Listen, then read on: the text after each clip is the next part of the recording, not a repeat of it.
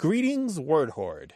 We're here with an exciting option for you, a version of our podcast without any ads. That's right. No advertising interruptions, just the content you love, ready to go in your favorite podcast apps like Spotify and Apple Podcasts. It's another way to support the show, ensuring that we keep bringing you the word stories and language explorations that you love. Try it at waywardradio.org/ad-free. And it's affordable. For just a small subscription fee, you can enjoy A Way with Words uninterrupted, except by us. Plus, it makes a great gift. Know somebody who loves language as much as you do? Give them the gift of words. Easy to sign up, easy to enjoy. It's the same A Way with Words, just streamlined for your listening pleasure. Go to waywardradio.org/ad-free. Support us, support the show, and enjoy an ad-free listening experience. waywardradio.org/ad-free. Thank you. You're listening to A Way with Words, the show about language and how we use it. I'm Grant Barrett. And I'm Martha Barnett. I want to share a passage from a new book that I really love. It's by a college professor who's describing bringing his children for a visit to campus. He writes, "On the ground floor of my office building, I'm pointing out the details of a wall map to my children. The bell rings. Class is let out. I mutter an easy prediction. Watch this. Everyone will stare at their phones. Students amble into the hallway. One meanders towards us, bumps into me, recalibrates her trajectory without looking up, and continues her Roomba-like text walking." I love that, Roomba-like text walking. I've seen that. I've been there. Both the little robot vacuum and the people walking around looking at their phones and just kind of like gently bumping into walls and people and furniture. Yeah. And, it's all very careful, but still divided attention. Right. I was going to say, it's sort of oblivious yet aware at the same time. But before the phones, it was not uncommon to see people doing this. I remember living in New York before cell phones, newspapers and books. People would walk down the street reading, and there was something kind of charming about it, as long as they didn't bump into you too hard. Right. Well, and now we have a term to describe it, Roomba-like text walking. I love the Roombas. That. Yeah, the Roombas. Just shorten it. They're all Roombas. But if they could pick up a little trash as they go, that'd be great.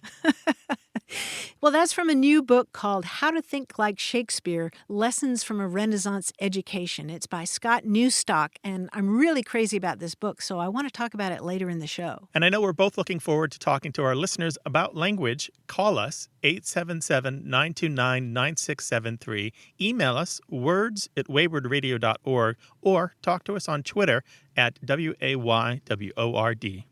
Hello, you have a way with words. Hi, Martha. How are you? My name is Caitlin, and I'm calling from Laredo, Texas. Welcome to the show. What can we help you with?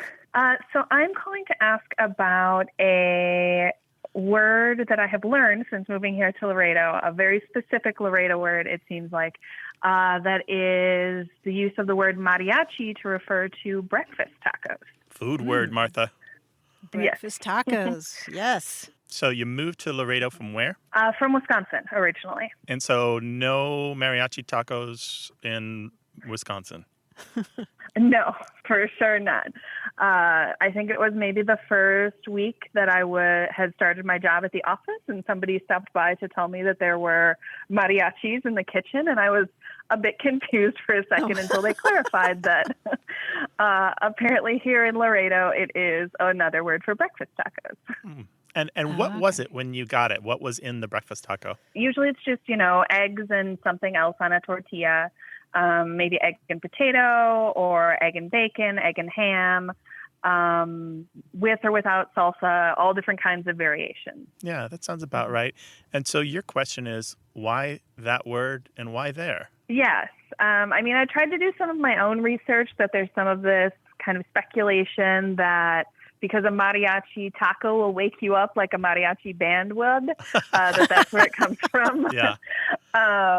But I just wanted to see if you all knew or could find anything more specific. Yeah, that's actually close to the theory that I learned that I like best. And I learned it from Jose Ralat. He has a book published in 2020 called American Tacos. And so he has explored the American taco experience, and it's a wonderful book. And he talks about the mariachi tacos from Laredo, Texas. And he says it was a breakfast taco wrapped in flour tortilla, 8 to 10 inches, filled with a single item originally, and then grilled and like slightly crisped. But he says now it can have more than one filling. But he says there are a couple different theories, but the one that he likes, he learned from Professor Norma Cantu, who is now Professor Emeritus at the University of Texas, San Antonio. And she traces the mariachi tacos to a long-gone Laredo restaurant called Las Cazuelas on Market Street in Laredo. Okay. According to him, and I'm quoting him, quoting her, the workers at the rail yard would stop there at this restaurant for breakfast. And a story is that one rail worker said his tacos weren't picante enough. They weren't spicy enough. So the cook told him that she would make him one that would have him shouting like a mariachi. You know, the grito that they do? That mariachi shout.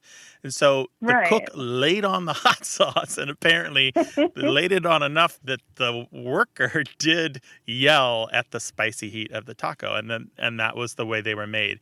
And so Relat says in his book, American Tacos, he says that the term mariachi for that kind of taco seems to be falling out of favor in Laredo. And I don't know what you think, but he says he thinks that the word is not long for the taco world. But you've learned it. How long have you been there in Laredo? I've been here about 3.5 years. And I will say I think probably the first person I heard it from is one of my coworkers who is in his late 70s, born and raised in Laredo. And so, and definitely among my older coworkers, in particular, those who probably grew up speaking English and Spanish kind of equally.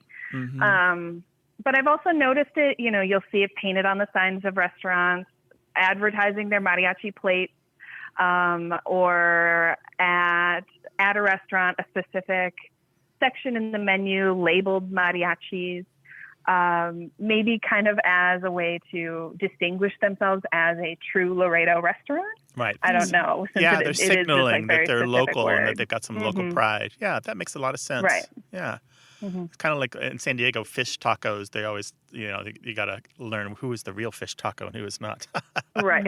So that's one theory. There was another theory, which I don't like as much, but I'm going to share. But that one theory is that the folded taco looks like the brim of a mariachi's hat. But the problem is many tacos look like that. So why wouldn't they all be called mariachi? Right. So. Well, whatever the etymology, I feel a road trip coming on, don't you, Grant? I think we need to retrace Jose Relat's path in his book American Tacos and try them from coast to coast. Really, that's the only way to do it. Right. In the interest of research. Yeah, in the interest of research. You want to come? You want to come with us, Caitlin, and do that? Yeah. I like that plan. Caitlin, thank you so much for calling. You're welcome. Thank you. All right. Take care of yourself. All right. Take care. Bye-bye. You too. Bye-bye. Okay. Bye. Hello, you have a way with words. Hi, this is Martha from the Twin Cities of Minnesota. Ooh, Minnesota. Nice. Well, welcome to the Martha, show. nice. I can't have too much Martha.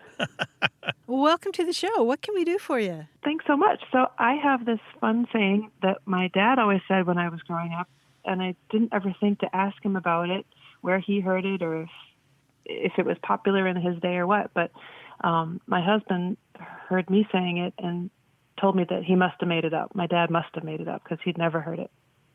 So the saying is, and I kind of have to say it in his voice, he would always say it sort of stentorian style. He'd say, the juice was worth the squeeze. And it meant like the effort that you put into something proved worthwhile, and it was a good venture to do. It was worth it.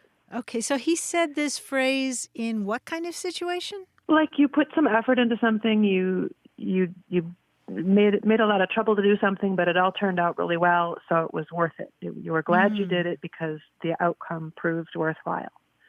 Okay, so there's satisfaction in there and feeling like your effort was justified then. Exactly. Like you squeezed some fruit and the juice that you got was worth it. You got to have a nice swig of orange juice.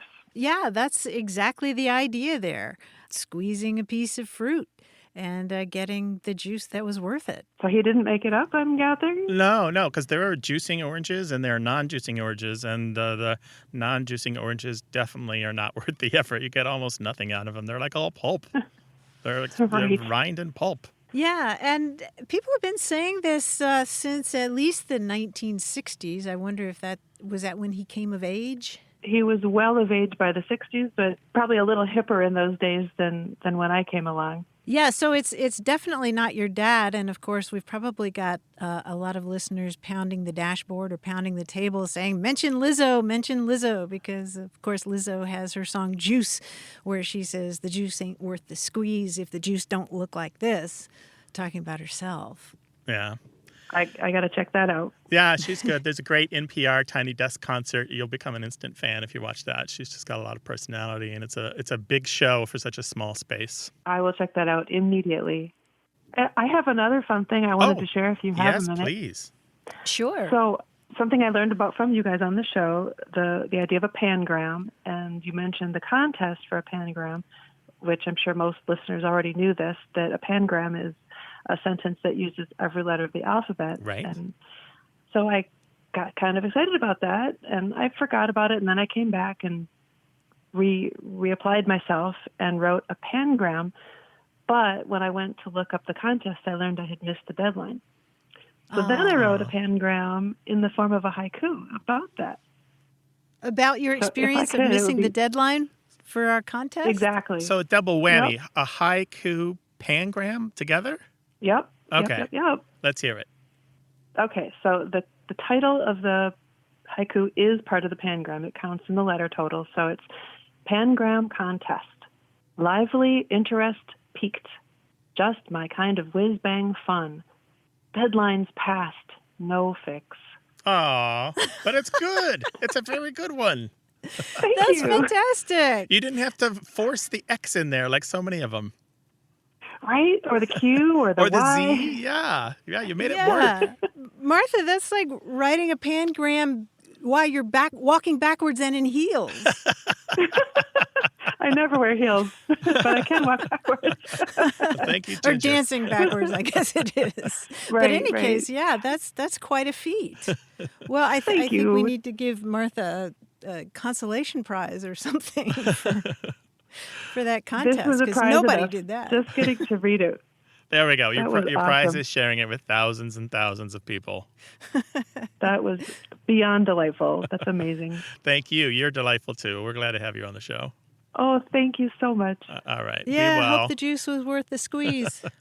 Bye-bye. Totally. Take good care. Bye-bye. Bye. All righty, bye-bye.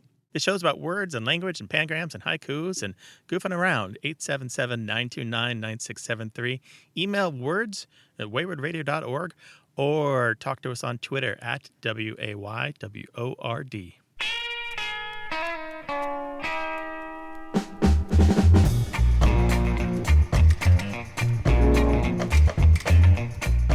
I got an email the other day from my friend Ray, who grew up in Mexico City, and I wrote him back and I said, I haven't heard from you in a while. How are you doing? And he immediately responded, aburrido como una ostra, which means bored as an oyster. And I just love that phrase. Oh, that's bored. That's very bored. Just sitting there filtering water all day, right? Right. Spitting out the occasional grain of sand or maybe making a pearl.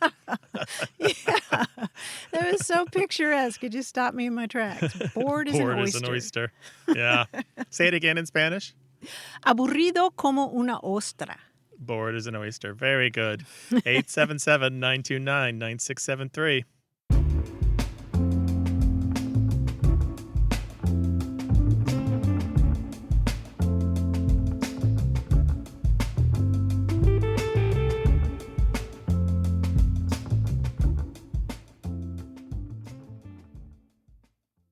Hey, we've got something special for those of you who love our show but could do without the ads. That's right. Imagine a way with words, the same engaging conversations, the same deep dives into language without advertising interruptions. We're talking about our ad-free podcast feed. It's sleek, clean, and it's just for our supporters. It's at waywardradio.org/ad-free. It's inexpensive, easy to sign up for, and works with all major podcast apps like Apple Podcasts and Spotify. It's an affordable way to support the show and get a seamless listening experience. And if you're feeling generous, why not give a subscription to another Away with Words fan? That's waywardradio.org/ad-free. Sign up today. Your support means the world. waywardradio.org/ad-free. Thank you. You're listening to A Way with Words, the show about language and how we use it. I'm Martha Barnett. And I'm Grant Barrett, and we're joined by our quiz guy, John Chinesky. Hi, John. Hi, Grant. Hi, Martha. It's so good to hear you guys again. How you doing? Fantastic. And you? Doing great. Good. I'm just great. I was reminded recently of a quiz that we played a few years ago in which the ends of a pair of words had the same sound. There was an ah sound like prima donna or mama pajama. Do you remember that? I don't know if you remember. Yeah. How Good. could we Yeah, forget? Of course. This time we'll seek out two-word phrases that end in E. So you'll basically be saying E, like E, like the music from Psycho. But, Or a dolphin. Don't be scared. Or a dolphin. Yeah, let's call it a dolphin quiz. Right. I called it E Cummings because here come the EEs. Okay. For example, it's described as a participation dance with a distinctive accompanying tune and lyric structure. And I think it has an unhealthy obsession with body parts. What is it? It's the hokey pokey. Hokey pokey, right? Yeah. Some places they call it the hokey cokey. Hokey cokey. I've never heard that, but Okay. Didn't that's know what they that. call it. Yeah. Now, here are some more, but unlike my example, none of these actually rhyme. They end in EE, but they don't rhyme. You'll see what I mean. Ooh. Yeah. Here's the first one. In the UK or Australia, you might playfully describe an impudent person with this phrase, or you might actually be describing a primate with a fleshy face. Ooh. Cheeky monkey. Cheeky monkey is Ooh. right. Very good. Very good. Now, I'm not sure why this two-word noun went out of style. It still describes a type of conveyance for young children, whether or not it has rubber bumpers. Oh, rubber baby buggy bumper. It's a baby buggy, right? Baby buggy. Baby buggy. His birth name was Hubert. He was born in 1901, and he was one of the first modern teen idols. In the days when you could not count on a working microphone setup, he would sometimes sing through a megaphone. Who was he? Oh. Blanky. Rudy Valley. Yeah, Yes, Rudy there we go. Valley. Perfect. Yes, very good. I know we had a couple of listeners shouting Rudy Valley at their computers. That's fine. Speaking of nostalgia, though, I can remember when you could use this common toy based on polymers with unusual properties to pick up newsprint or comic strip Silly art putty. by pressing it. Silly Yes, it's silly putty. Yes, silly putty. There were 4 sequels to this 1971 neo-noir action thriller, including Magnum Force, The Enforcer, The Deadpool, and Sudden Impact. Is it Dirty Harry?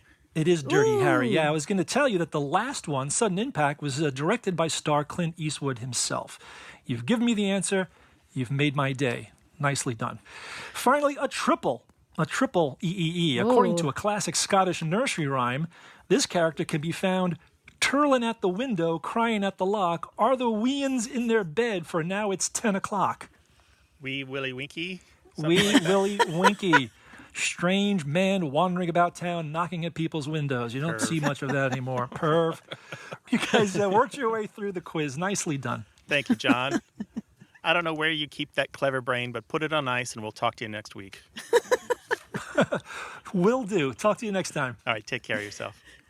And we'd love to talk with you about any aspect of language whatsoever. So give us a call, 877-929-9673, or send your stories about language in email to words@waywardradio.org. Hello, you have a way with words. Hi, I'm John, and I'm calling from Dallas, Texas. Well, welcome to the show, John. Hi, John. We're glad to talk with you. What's going on? Well, first, I'm honored to talk to the Duchess of Dictionaries and the Sultan of Slang. The what of slang? The Sultan of Slang and the Duchess of Dictionaries. Well, I'm happy to talk with the Wizard of Words on the line. What'd you call us for, Wizard? I was watching TV, and, well, they described a character as a loose cannon. I know it has something to do with a real smart trap, i.e. someone who's a little bit of a smart aleck, but that's all I can think of. Oh, wow. Okay, so somebody was described as a loose cannon. And Yeah, they were a little bit of a hothead, always making sarcastic remarks. So that gave me a clue. Yeah, what were you watching? What was happening on the show? Well, sir was like describing a character, and this wasn't a live action show. It was like an anime, and they were just describing a classic announcer character, as they call them, was like describing being a character as they were stepping onto the stage. Oh, I see. Okay. Gotcha. Well, if we tell you a little bit about the history of this expression, it might make more sense to you. Would you like to hear that? Sure, that would be very handy. Well, think back to those old wooden ships hundreds of years ago, the ones with the tall sails. Like, they might need to have cannons in case, like, pirates try to invade their ship. They can knock them out before the pirates get there. Yes, sir. Some of those ships had cannons on board to fire at other ships or enemies. And in those days, John, the cannons were mounted on wheels so they could be moved back and forth on the deck while you were shooting them and then loading them and shooting them and loading them. And usually those cannons... So it's like constantly... So those cannons were constantly firing off, and I think that was used as like a metaphor for like a constantly firing off mouth. Because it was, constantly firing everything out. That's a great guess. Constantly firing out like all those cannons on that ship. Well, you're right that it's a metaphor, but usually when they weren't using the cannons, those cannons were securely fastened to the ship. But imagine if they came loose, if say the ship got into a bad storm at sea and, just riding the seas like a roller coaster. You don't want that cannon to become loose, because if it does, you can imagine what would happen, right? Kaboom, kaboom, kaboom, you sunk. Pretty much. Even if the cannons aren't loaded, they could go rolling along and hurt somebody or slam into another part of the ship and damage it. And so you're absolutely right, John. It's a metaphor for somebody who's unpredictable or uncontrollable, just like a cannon rolling around on one of those ships when it's not supposed to. You never know if it's going to accidentally fire, what it's going to crash into next, and who is going to get bumped into and knocked over. Bingo. Who's going to get knocked over? That's right. Bingo. So, don't be a loose cannon if you can help it. Yeah, try not to.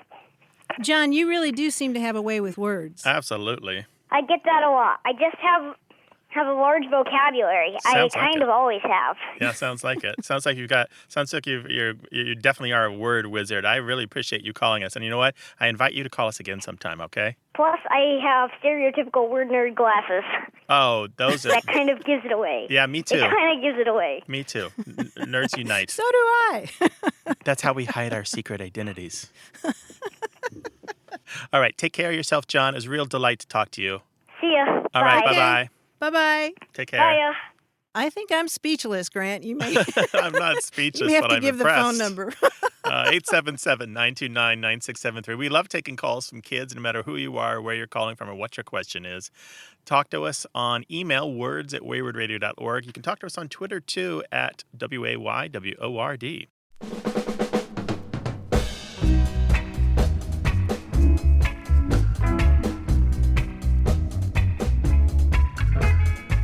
In the 1874 novel 93 by Victor Hugo, there is a fantastic passage talking about a loose cannon. He's writing about a 2-ton cannon that broke loose during a terrible storm. Oh, and wow. He writes, this is perhaps the most dreadful thing that can take place at sea. Nothing more terrible can happen to a man of war under full sail. A cannon that breaks loose from its fastenings is suddenly transformed into a supernatural beast. It is a monster developed from a machine. This mass runs along on its wheels as easily as a billiard ball. It rolls from one end of the ship to the other, whirls around, turns aside, evades, rears, hits out, crushes, kills, exterminates. It is matter set free. One might say that this eternal slave is wreaking its vengeance. It would seem as though the evil in what we call inanimate objects had found vent and suddenly burst forth. It has the air of having lost its patience and of taking a mysterious, dull revenge. Nothing is so inexorable is the rage of the inanimate. And that's just him talking about a cannon. Wow. A loose cannon on a ship. So when people talk about a loose cannon, this is a serious thing. This is just like, oh, it bumped me. Yeah. This is death. This is death at sea. This is, you're done. You're over. That is annihilation. Yeah. It's annihilation.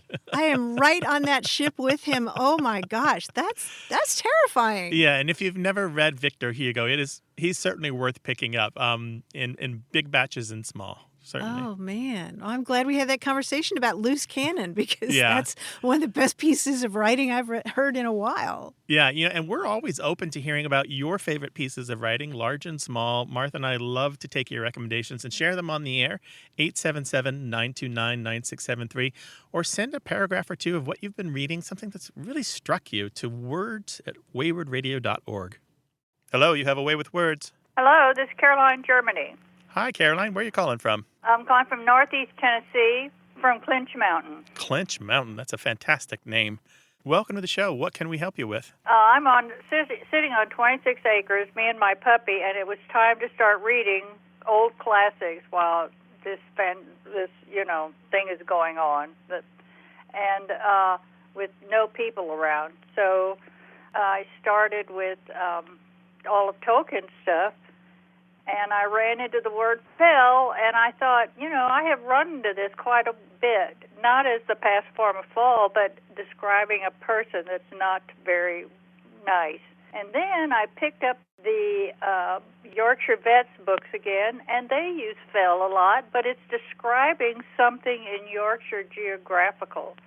And I can't tell if it's obviously a mountain or a cliff, but it's not like a hollow. I don't know what that is. So this is a really interesting word to me. So what are these two fells, Martha? F-E-L-L, right? Yeah, so you're seeing fell in those books, or in the Tolkien books anyway, as sort of a synonym for cruel. I mean, it's weird to see that word used as an adjective, right? Right.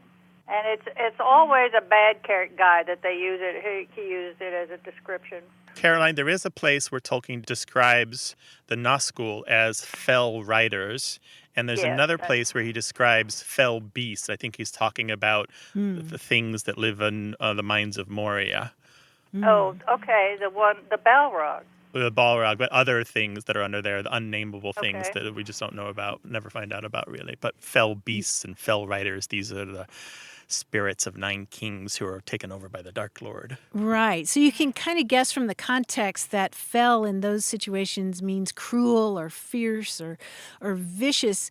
And the etymology is a little bit murky, but it may come from an old French word that means the same thing. And the light bulb for me is that some etymologists think that it is connected to the word felon. F-E-L-O-N, as in a criminal. Right. Yes. Right. And you probably know the expression "at one fell swoop," right? Yes. Oh, yes. I forgot about that. Yeah. Mm-hmm. Mm-hmm. Yeah, that's the same idea. So that means an evil swoop, or one instance of something evil. Yes, like a ruthless and deadly attack by a bird of prey. He got them all in one fell swoop. Yes. Yeah. Now the other books, the other sense of fell as a feature of the landscape, that's a new one on me. Do you have any thoughts about that, Grant? Yeah, so Tolkien and James Herriot both talk about the fells, and a fell is an elevated bit of land, and there's a couple contradictory meanings. One is a hill or a mountain, not necessarily like a tall mountain. We're not talking about the Himalayas, but maybe a rise in the land. And sometimes, though, it's a level field that's at an altitude, usually an uncultivated plain or uncultivated mesa of some kind. The two fells are etymologically unrelated. It's just an accident of history that they're spelled the same. Oh, okay. All right. Caroline, we are so grateful for your calling and sharing these thoughts with us. We wish you and the pup the best. Take care of yourself. It was my pleasure. I really enjoy it. It's my favorite show on NPR. Oh, that's nice. All right. Thank you so much. Be well. You're welcome. Thank you. Bye-bye. All righty. Take Bye. care.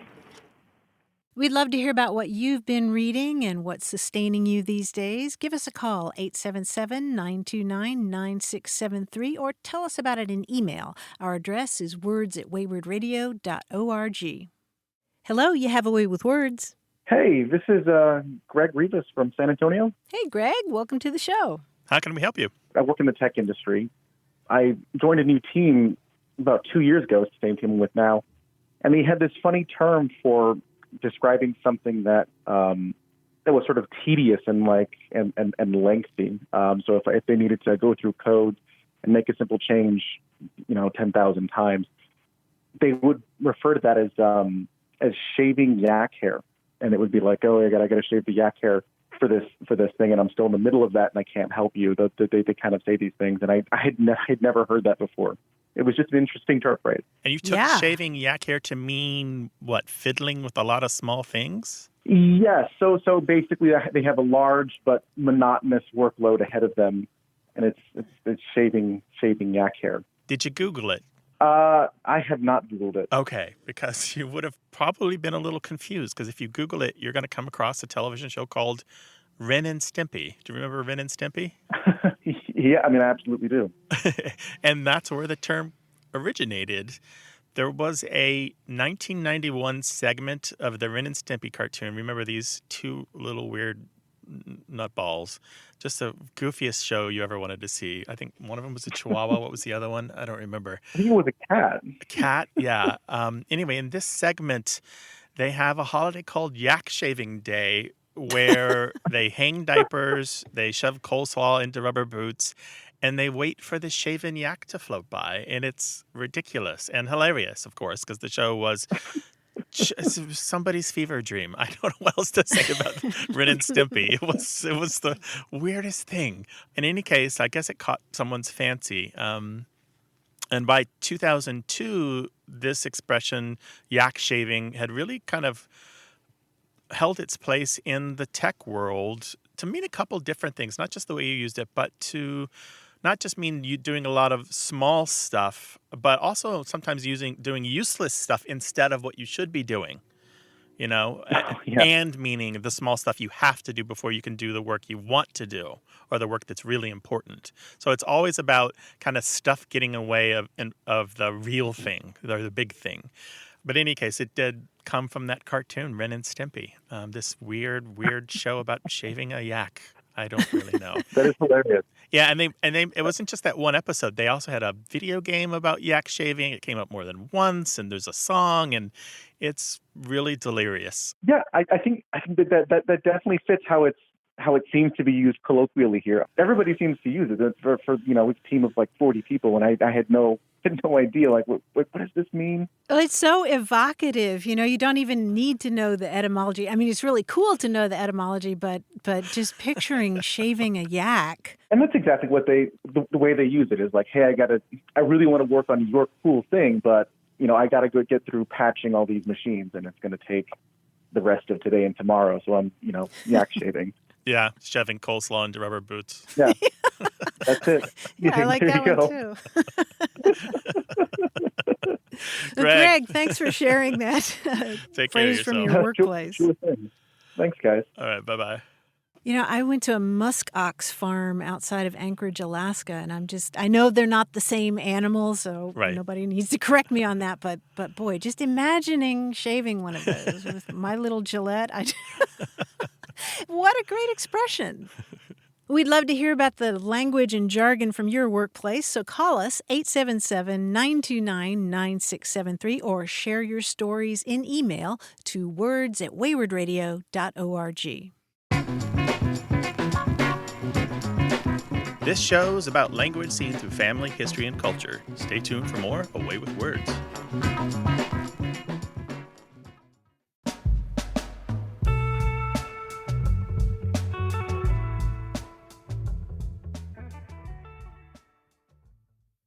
Got a minute?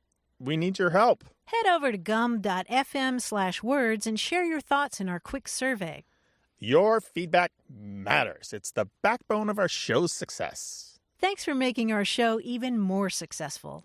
That's gum.fm/WORDS. Thank you. You're listening to Away with Words, the show about language and how we use it. I'm Grant Barrett. And I'm Martha Barnett. There was a time when William Shakespeare wasn't William Shakespeare. There was a time when he was just another little 7-year-old going off to school. So what exactly was he taught? And how did his schooling shape the writer and thinker he would become? A wonderful new book called How to Think Like Shakespeare, Lessons from a Renaissance Education has some answers. It's by Scott Newstock. He's a professor of English at Rhodes College in Memphis, Tennessee. Newstock says Shakespeare never had what we think of as English classes. Those wouldn't come along for a few hundred more years. Instead, Shakespeare's grammar school in Stratford was conducted in Latin. He was schooled in compelling stories from ancient sources. He was taught to take apart, study, and imitate the language of the greats who preceded him. He was educated in the art of disputation, of taking one side of an argument, making the case, and then taking the opposite position and doing the same, sort of like to be or not to be. And it was that regimented curriculum that led to the bard's creative achievements. Newstock shows how many of the educational practices of Shakespeare's time actually nurtured the mental play and creativity and freedom that later flourished in Shakespeare's writing. And he goes on to describe how even if your classes aren't in Latin, you can still adapt those approaches to stretch and hone your own mind. He insists that education must not be just accumulating data, but learning the craft of thinking, a craft that can be taught like any other. He writes, "Learning to think means picking up that feel, akin to a baker's awareness of the consistency of dough, a doctor's gentle pressure on the patient's body, a sailor's hand on the tiller." And Grant, speaking of craft, one aha moment I had while reading this book was about the craft of writing plays. Because before we had the word playwright, someone who wrote plays was known as a playmaker. The word playwright came later. And of course, it's not W-R-I-T-E, it's W-R-I-G-H-T. Because, as you know, wright was an old word for craftsman or maker, like the wheelwright who crafts wheels, or the boatwright who builds boats, or the wainwright who builds wagons. A playwright crafts plays. I thought that was so cool. It was this light bulb moment for me. It's as much about putting pieces together, putting material together, as it is about ideas. The beginning writer might think it's about inspiration when some of it is about the mechanics of it. Yes, exactly. And measuring and polishing and looking at it from all different angles. I just love that insight. And the whole book is like that. It's actually a joyful book. I found it exhilarating and witty and amiable and bracing. It's like no other book I've ever read. You can tell it's the distillation of wide reading by somebody who's a Renaissance man himself. I also liked your opening thought about little Billy Shakespeare. Yeah. There was a time before when he was just little Billy. Little Billy throwing rocks. Right? Playing kick the rock with his kids in the playground. Yeah, so I highly recommend this book. The book is How to Think Like Shakespeare, Lessons from a Renaissance Education, and it's by Scott Newstock. Thank you for that recommendation, Martha. I will definitely check that out. And we'd love to hear what you've been reading and what you recommend for us. 877-929-9673. Email words@waywardradio.org. Hello, you have a way with words. Hello, my name is Quincy Brown in San Diego. How you doing? Doing well. How are you doing, Quincy? Oh, I'm just awesome. So during the whole COVID-19 pandemic, I've been working as a delivery driver. And one day, my wife and I was joking around, given that she's been in the house the entire time with my little daughter, that I'm out having fun, gallivanting, running into the strumpets. Strumpets. Yeah, and I'm like, I don't know what a strumpet is, and we're laughing about it. And she's like, yeah, you're having a good time and getting out of the house, and you're going to run into strumpets. So what is a strumpet? I've never heard of this word. I just need some help. So she's locked down in the house, and she thinks that you're just having the time of your life running into, women of questionable morals? Is that what you thought? Well, maybe, because as a delivery driver, we have to go to doors, and we have to, climb stairs, and sometimes our customers are really hungry and appreciative. And her friends tell her stories of interactions. We'll just say interactions of, lowly Postmate guys running into, people who are in the house lonely by themselves. So I didn't believe it. I'm just joking around, but I still never heard of the word strumpet. I've been lost. I've been kind of stuck. I see. Okay. Yeah. That's a good sign if you don't know the word. Yeah, it's a good sign. Yeah, if you don't know the word. Okay. I have heard the word before. It used to mostly mean a prostitute or a woman of loose morals. It's about 700 years old. Okay. Yeah, probably comes from an old German word meaning a dirty, untidy woman, and with a French feminine et suffix, making it like a extra feminine word. It's similar to words like trollop. But these days, both trollop and strumpet both have really lost a lot of their semantic force, as we would say. So they mean something more like floozy, or just someone who's a big flirt, a tease, or sexually provocative. So not necessarily somebody out there selling themselves on the street. Right. Okay. I give it to my wife and her large vocabulary. Yeah. Awesome. 700 years old. Good crossword word. Awesome. Strumpet. Well, thank you, guys. I think we can finish the joke now when she wakes up. So she thinks you're out there, delivering pizzas, and it's like the start of a porn movie? Well, I mean, younger married man in San Diego delivering food, and yeah. Getting big tips and so But forth. again, all jokes. Exactly, because we joked about that when we first started. I'm like, oh, babe, I get these nice tips. And she's like, what are you wearing? Is that cologne? And I'm like, yeah. Why are you wearing cologne? Because I like to present myself a certain way. She's no more cologne. Yeah. So, And it's going to get hot soon. You're going to be wearing shorts, right? Wearing your Friday night clothes? That's the question. Yeah, exactly. Is it the silk shirt and the hair done up? Is that what's happening? That's so funny. Well, truth is, I actually do always wear a suit. I'm the one delivery guy who comes up with a full button down and, cars all perfectly shiny. And that'll I give market you the tips, myself won't well. it? Yeah, that'll bring the tips in. People appreciate that care. Yeah, it sounds like if she's using an antiquated word like that, then she really is kidding, right? Yeah. Of course. That's the thing. Me and my wife, we always joke about every taboo subject. As we're, under 30 and been married for 5 years now. And, all of our friends are single and still living that life. So we always joke around about it. Oh, that's delightful. Quincy, take care of yourself. Thanks for calling, and give us a ring sometime, all right? Definitely. I look forward to calling in again. All right, bye-bye. All right, bye-bye. All right, bye. Call us 877-929-9673.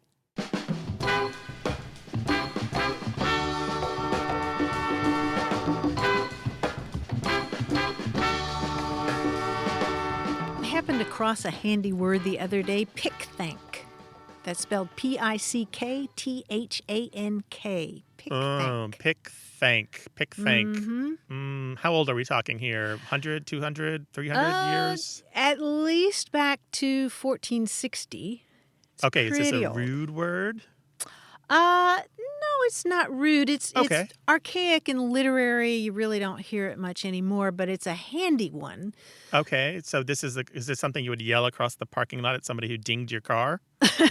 No, so not rude. Not that rude either. Okay. No, not that rude, but you might use it to describe someone you don't really respect. Noah Webster defined a pickthank as a whispering parasite or an officious fellow. And it's a person who curries favor with another person by informing against somebody else. So sort of a flatterer or a sycophant. Okay. Yeah, butt kisser.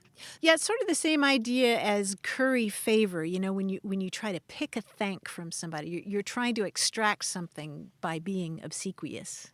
Oh, yeah. And curry favor, a lot of times the metaphor there escapes people. To curry a horse is to brush it, right? So exactly. To curry favor means to groom somebody so that they'll give you praise and pleasantries. Yes, exactly. So pickthank is not a kind word, So but I like it. It's kind of like instead of picking lice, you're picking thanks. Right. 877-929-9673. Hello, you have a way with words. Hi, I'm Mike from Bloomsburg, Pennsylvania. Hi, Mike. Welcome to the show. Okay, I've only heard one person ever use this word before, and that was my mom. Growing up, she would say you're being picayune-ish if you're trying to make an argument. It would like be a reach for like the most minutest example, and sometimes like if you're being spiteful. And then with Hurricane Katrina, and in the wake of the hurricane, on the news they had mentioned that there's a newspaper in New Orleans called the Picayune. And I was just wondering if there's a relationship between the two, and like what's the history behind the word?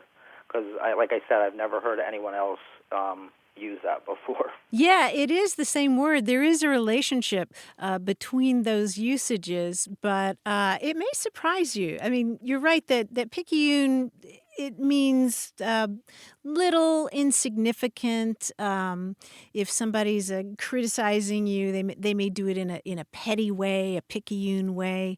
But what's really interesting about the history of this word is that it goes back to a Southern French regional term for a small coin. And the name sounded like picayune. It was like picayune or something like that was used in Louisiana in the early 1800s. And it referred to a Spanish coin that was worth a little bit more than 6 cents. And so that coin was referred to by speakers of French in that area as picayune. And so we get picayune from that. You may be wondering, well, why would you call a newspaper picayune? That doesn't sound very complimentary. But the fact is that this newspaper is really old. And back in 1837, when it was founded, the picayune cost, guess how much? A little less than 6 cents. Yeah, just one of those little coins. Is it like a regional? Because like I said, I mean, I grew up in southern Maryland. And like I said, my mom was the only one that I've ever known to use that word. No, well, now it's pretty well distributed all over the country, but it had its origins in this country down in Louisiana. Okay. Well, thank you very much. All right. Take care. Be well. You too. Thanks. All right. Okay. Bye-bye. Thanks, Mike. Bye. 877-929-9673, or send your stories about language to words@waywardradio.org. Hi there, you have a way with words. Hi, I'm Tricia Dunn from Chesapeake, Virginia. Hey, Tricia, welcome to the show. Thank you. I'm glad to be with you. I listen to you all the time. Fantastic. How can we help you today? Well, I have a very old question. It's almost as old as I am. I will be 73 soon, and back in the very early 50s, 52, maybe 53 at the latest, my dad used to say something that I always wondered if it was something that he made up or if it's indigenous to the Virginia area where I live, because he and my mom both were Virginia natives. He was the consummate Virginia gentleman. I never ever heard him utter anything that wasn't totally proper. But sometimes when he would get annoyed with my mother, he'd say to her, "Oh, Jackie, go sit on a tack." And I was so young, and she never said anything back. They weren't mad at one another or anything. She never said anything back. But after I had heard him say that maybe 2 or 3 times over about a year's period of time, I was probably maybe 5 and a half at the time. I said to my mom, "Mama, what is a tack?" I mean, if he'd have said go sit on a nail, I would have known what that meant, but I wasn't familiar with tacks. And she explained it to me. And so then I thought, okay, and I didn't ask her anything else. But I always wondered if there was some basis for that, some old saying that had been around maybe in his family or in this area for a long time. And she didn't take offense at that, right? Oh, no, not at all. Okay. But well, like I said, they got along fine. I mean, it wasn't a mean thing. It was just go sit on a tack. Okay, yeah, we can talk about it. Did he say anything else along those lines? Did he ever say go climb a tree? He would tell my sister to go climb a tree all the time, and she did, and she probably still does to this day, and she's 70 years old. But did he mean it as a way of saying, stop bugging me, get out of my hair? More of a sense of I'm frustrated. type of a thing, but he wasn't mad. Right. I think Gotcha. there's a difference in being mad and frustrated, but that's what he said. There's this whole batch of things that you say, and those are some of them, to get people to leave you alone. And go sit on a tack has been one of those since at least the 1880s. Go sit on tack. Really? Yeah, absolutely. And go fly a kite and go climb a tree, go jump on a lake, go soak your head, go chase yourself, go run in traffic. These are all things that people say when somebody's annoying you, and you just basically saying, leave me alone. Stop bothering me. And that was your dad. Your dad's go sit on a tack is one of the politer ones. There are many offensive ones that we can't say on the air, of course. But he's a very polite person, extremely polite person. And he was born in 1921, so apparently what he was saying is one of those that comes probably back in his family from the 1800s. It could be. Late 1800s. He could have just learned it on the playground because it's certainly something that kids would say. And there was this heyday for them in the early 1900s when a lot more of them were created. And you can find them in joke books and little tidbits shared in newspapers. There's one joke that etymologist Barry Poppick discovered. What time is it when you sit on a tack? Springtime. That's great. I love it. And then there was a little tidbit in a newspaper from 1890. Did the boss give you a new position? He offered me one, but I didn't take it. What was it? He told me to go sit on a tack. I doubt that my dad's boss ever did that to him, but yeah, that's so interesting because I thought this is going way out on a limb to call and ask them this, but it's interesting to know that it probably really was a thing, and so you answered that very well, as usual. Well, it's been a delight to talk to you, Trish. I really appreciate your ringing us up, and you call us again sometime, all right? Okay, love your show. I'll keep tuned. Thank you. Take care. Thank you. Thanks a lot. Take care. Bye-bye. Bye-bye. Grant, I'm reminded of the phrase go fry ice, which is nonsensical. We've talked about it before on the show, but it's sort of that same idea. Oh, yeah. And I bet our listeners have a bunch more ways to tell people to bug off, to get out of your hair, to go be a pain in someone else's neck. And if you've got one you want to share with the world, let us know, 877-929-9673, or send your ways to tell people to go sit on a tack to email words@waywardradio.org, or let's start a whole big thread on Twitter at WAYWORD. Thanks to senior producer Stephanie Levine, editor Tim Felton, and production assistant Rachel Weisler. You can send questions and comments, find stations, get the podcast and the newsletter, and catch up on hundreds of past episodes at waywardradio.org. Our toll-free line is always open in the U.S. and Canada, 877-929-9673. Or email us words@waywardradio.org. A Way with Words is an independent production of Wayward, Inc., a nonprofit supported by listeners and organizations who are changing the way the world talks about language. Many thanks to Wayward board member and friend Bruce Rogo for his extraordinary effort in making this show possible.